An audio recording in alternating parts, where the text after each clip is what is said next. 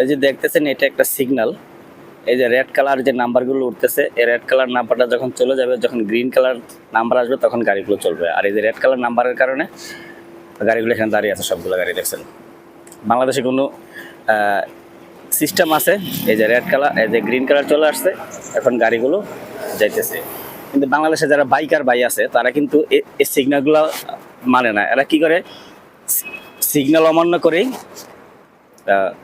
চলে যায়। কিন্তু এই দেশে কিন্তু এটা নেই। এই দেশে আপনি যদি সিগন্যাল অমান্য করেন, আপনার লাইসেন্সের পয়েন্ট কাটা হবে, গাড়ি কিন্তু নাই, ফাঁকা।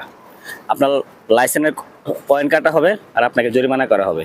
এই দেশের সিস্টেম হলো এটা। এই যে আবার এই যে রেড সিগন্যাল পড়ে গেছে, এখন এই যে গাড়িগুলো থেমে যায়। এই যে একটা গাড়ি আসতেছে, দেখবেন, এই যে দেখছেন গাড়ি আসতেছে, এটা এখানে থেমে যাবে।